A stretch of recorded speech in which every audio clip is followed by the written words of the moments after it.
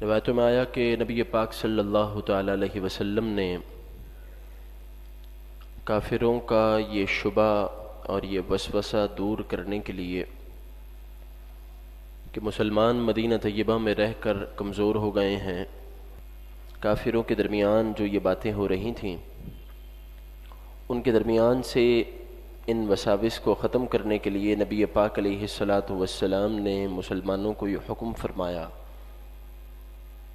کہ جب طواف بیت اللہ کرو تو اپنا سینہ نکال کر اور سینہ تان کر بیت اللہ کا طواف کرو کہ اس طرح مشرکوں پر رعب اور دبدبہ پڑے گا۔ کفار مکہ اور مشرکین دور دراز پہاڑ کی چوٹیوں پر بیٹھ کر مسلمانوں کو طواف کرتا ہوا دیکھ رہے تھے۔ اس موقع پر نبی پاک علیہ السلام نے ایک جملہ ارشاد فرمایا رحم اللہ امرأن، اللہ اس شخص پر اپنی رحمتیں نازل فرمائے، اراہم من نفسہ قوتاً، کہ جو کافروں کے سامنے اپنی طاقت کا اور قوت کا مظاہرہ کرنے والا ہو، یعنی جو مسلمان کافروں پر رعب اور دبدبہ ڈالنے کے لیے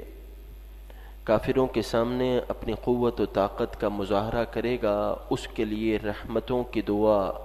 رحمت للعالمین صلی اللہ علیہ وسلم نے فرمائی ہے۔ یہاں پر یہ بات ذہن نشین رہے کہ جو کافر ذمی ہیں اور وہ مسلمانوں کی ریاست میں رہتے ہیں، ان کو بلا وجہ ڈرانے کی، بلا وجہ دھمکانے کی اجازت نہیں ہے، لیکن جو کافر مسلمانوں پر ظلم و زیادتی کرتے ہوں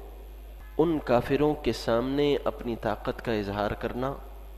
یہ عین نبی پاک علیہ السلام کی تعلیمات کے مطابق ہے۔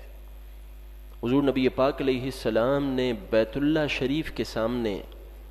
مسجد الحرام کے اندر، مسجد الحرام کی چار دیواری کے اندر مسلمانوں کو یہ حکم دیا کہ وہ کافروں پر اپنا رعب اور دبدبہ ڈالیں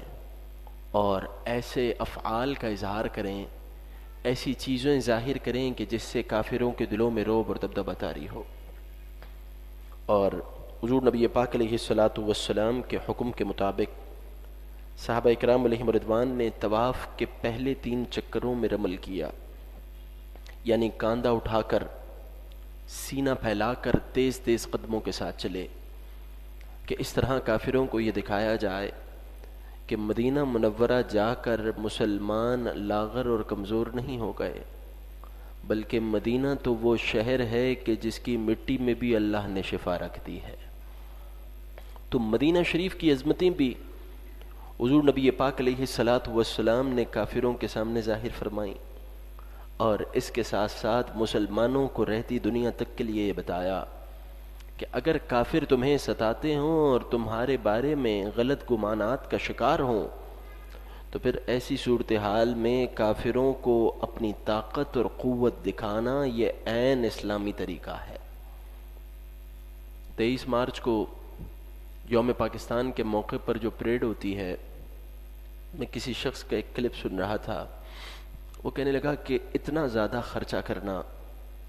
اور اتنا زیادہ اپنی قوت کا اظہار کرنا، اس سے ملتا کیا ہے؟ تو حضور نبی پاک علیہ السلام کی تعلیمات کے مطابق کم از کم سال میں 1 مرتبہ تو مسلمان افواج اپنی طاقت کا اظہار اس طور پر کریں کہ اگر کفار کسی سازش کا اور کسی طرح کی کسی پلاننگ کا شکار ہوں پاکستان پر حملہ کرنے کے لیے، تو وہ یہ طاقتیں دیکھ کر، وہ یہ نظارے دیکھ کر آخرکار ان کے دلوں میں رعب اور دبدبہ طاری ہو جائے۔ ابھی جو آئیڈیاز میں ایک نمائش لگی تھی ایکسپو سینٹر کے مقام پر، تو وہاں میرے ایک دوست گئے، ایک بڑے قریبی ساتھی، وہ مجھے یہ بتانے لگے کہ وہاں ایک سے بڑھ کر ایک ہتھیار تھا، ایک سے بڑھ کر ایک ٹینک تھا، ایک سے بڑھ کر ایک اسلحہ تھا، اور زیادہ تر اس میں اسلحہ جو تھا وہ میڈ ان پاکستان تھا۔ تو جب وہ یہ بات بتا رہے تھے تو حضور امیر المجاہدین رحمۃ اللہ تعالی علیہ کا وہ کلام یاد آتا تھا کہ حضرت ایک بیان میں ارشاد فرمانے لگے کہ جہاں حضور نبی پاک علیہ السلام کی گستاخی کا معاملہ ہو تو پھر تم اپنے ان ہتھیاروں کو، ان گھوڑوں کو میدان میں لے کر آؤ۔